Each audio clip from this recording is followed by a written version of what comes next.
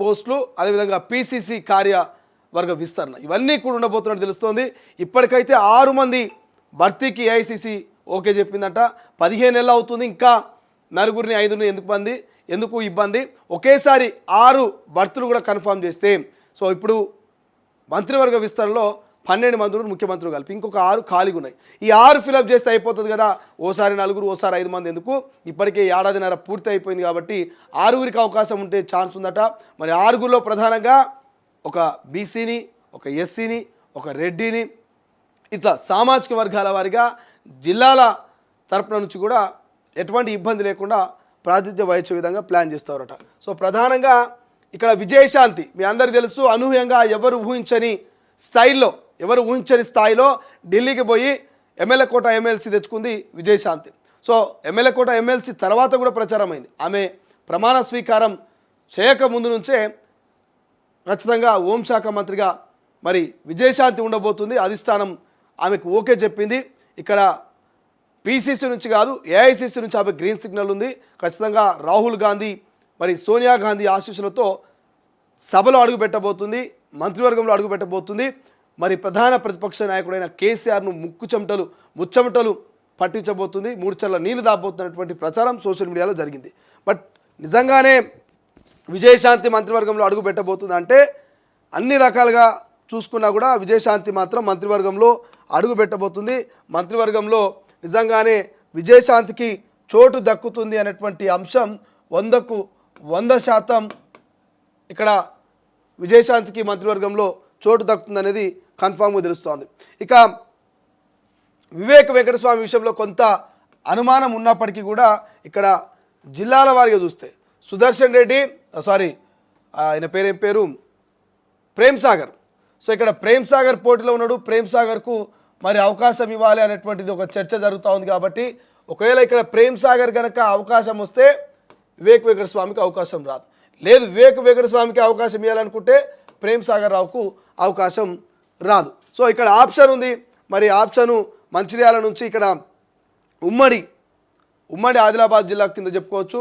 ఉమ్మడి ఇదంతా కూడా పెద్దపల్లి, ఆదిలాబాద్ ఇవన్నీ కూడా మంచిర్యాల ఇవన్నీ కూడా మరి ఈ ఇద్దరు పేర్లు వినిపిస్తూ ఉన్నాయి, చూడాల్సిన అవసరం ఉంది. ఇక నిజామాబాదు సుదర్శన్ రెడ్డి ఆల్మోస్ట్ ఇక్కడ పోటీ లేదు.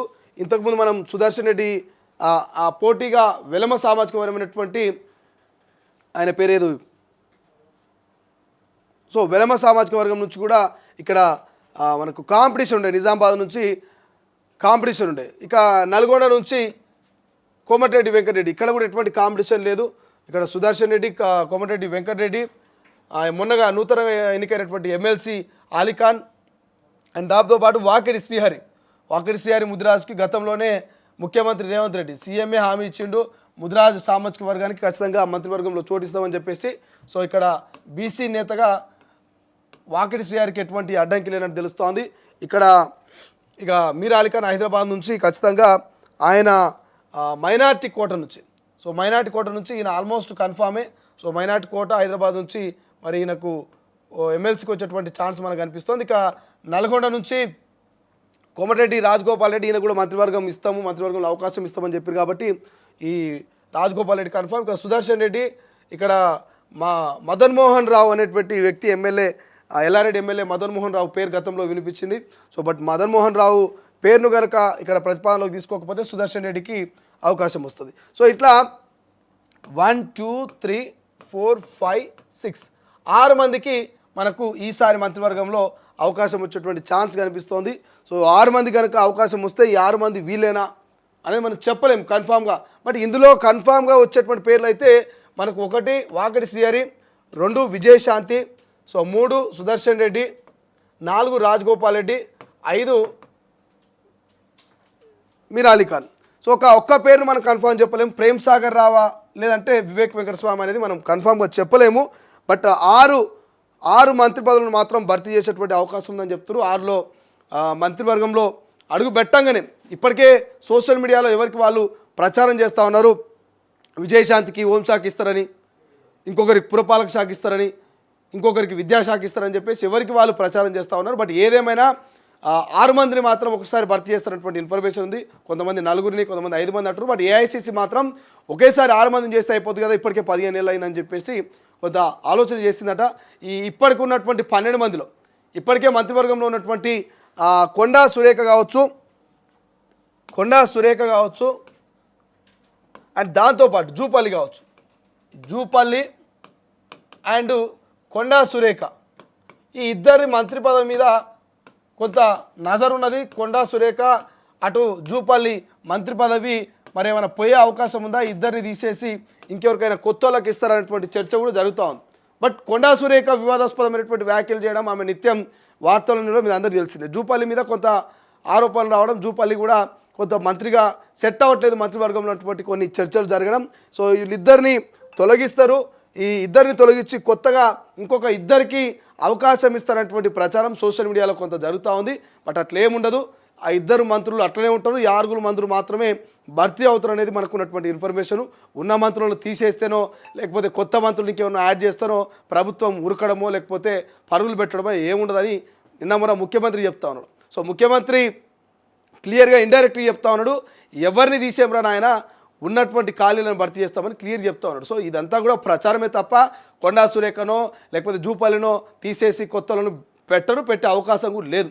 ఆ రకంగా పెడితే మళ్ళీ పార్టీలో అనేకమైనటువంటి విమర్శలు, అనేకమైనటువంటి వర్గాలు, ఇక పార్టీ కుప్పకూలే అవకాశం కూడా ఆశ్చర్యపోవాల్సిన అవసరం లేదు. ఎందుకంటే ఇద్దరు మంత్రులను తీసేస్తే ఇక ఆ వర్గం ఈ వర్గం అంత పెద్ద ఒక న్యూసెస్ అయితే అదే ప్రతిపక్షం ఆసరగా తీసుకుంటుంది. కాబట్టి నాకు తెలిసినంత వరకు ఇద్దరి మంత్రుల మీద వేటు ఉండదు, కొత్త మంత్రుల భర్తీ ఉంటుంది తప్ప ఎట్టి పరిస్థితుల్లో మంత్రివర్గంలో మళ్ళీ ఇద్దరిని తీసి ఇద్దరిని పెడతారనేది మాత్రం ఉత్త ఊహాగానాలు, ఉత్త ప్రచారం అనేది తెలుస్తుంది. ఇక ఇదిలా ఉంటే కాంగ్రెస్ పార్టీలో ఏళ్ళ తరబడి కష్టపడుతున్నటువంటి సీనియర్లు ఉన్నారు. వి హనుమంతరావు కావచ్చు, ఇంతవరకు ఏ పదవి లేదు. కత్తి వెంకటస్వామి బీసీ నేత, ఏ పదవి లేదు. మధు యాష్కి మొన్న పోటీ చేసి ఓడిపోయింది, ఆయన సీనియర్ నాయకుడే. సో ఇట్లా చెప్పుకుంటూ పోతే కాంగ్రెస్ పార్టీలో 10ల సంఖ్యలో 100 సంఖ్యలో చాలామంది సీనియర్ నాయకులు ఉన్నారు. వాళ్ళకి ఎమ్మెల్యే టికెట్లు రాలేవు, ఎంపీ టికెట్లు రాలేవు, నామినేటెడ్ పోస్టులు కూడా ఇవ్వలే. మరి అటువంటి వాళ్ళకి ఏమి ఇస్తారు ఆ పదవులు అంటే ఆర్టీసీ చైర్మన్ లేకపోతే ఇతరితర కీలకమైనటువంటి చైర్మన్ పదవులు ఇస్తారనేది చర్చ జరుగుతోంది. ఇక్కడ సీనియర్లతో పాటు జూనియర్లు ఉన్నారు. మొన్నటిదాకా ఎమ్మెల్సీ ఆశపడి భంగపడ్డటువంటి సామ రామ్మోహన్ రెడ్డి, చరణ్ కౌశిక్ యాదవ్, చరగాని దయాకరు, పూనా కైలాస్ నేతను ఇట్లా చెప్పుకుంటూ పోతే చాలామంది సీనియర్లు జూనియర్లు పదవులు రాకుండానే 10 ఏళ్ళు ప్రతిపక్షంలో ఉండి అధికారంలోకి వచ్చినాక ఈ 15 నెలల నుంచి కూడా ఖాళీగా ఉండి ఇంకా ప్రతిపక్ష నాయకుల మీద కొట్లాడుతున్నటువంటి ఎంతోమంది నాయకులు ఉన్నారు. మానవత్ రాయు ఇట్లా చెప్పుకుంటూ పోతే చాలామంది జూనియర్లు సీనియర్లు ఉన్నారు. జిల్లాలో ఇంకా ఎక్కువ ఉన్నారు. జిల్లాలో ఎమ్మెల్యే గెలుపు కోసం పనిచేసినటువంటి చాలామంది నాయకులు ఉన్నారు. సో వాళ్ళందరికీ కూడా మరి పదవులు రాబోతా ఉన్నాయి. వాళ్ళందరికీ కూడా ఈ ఉగాది నుంచి ఒక శుభవార్త, ఒక శుభ పరిణామం రాబోతుందని మహేష్ కుమార్ గౌడ్ చెప్తా ఉన్నాడు. నామినేటెడ్ పోస్టులు ఇస్తాము, దాంతోపాటు పీసీసీ కార్యవర్గ విస్తరణ చేసి డీసీసీ ప్రెసిడెంట్లు డిస్టిక్ లెవెల్లో కాంగ్రెస్ పార్టీ ప్రెసిడెంట్లను చేయబోతా ఉన్నారు. అండ్ దాంతోపాటు ఇంకా నియోజకవర్గ ఇన్ఛార్జీలు, అదేవిధంగా వర్కింగ్ ప్రెసిడెంట్లు, ఇవన్నీ కీలక పదవులు, ఇవన్నీ కూడా ఉగాది పచ్చడి లెక్క అన్నీ రాబోతున్నాయి అనేది క్లియర్గా తెలుస్తూ ఉంది. సో మనకి ఇంకా చెప్పుకోవాల్సిన అవసరం లేదు. ఈ 2-3 రోజుల్లో మాత్రం ఖచ్చితంగా కొత్త మంత్రుల పేర్లు తెర మీదకి వచ్చేటువంటి అవకాశం ఉంటుంది.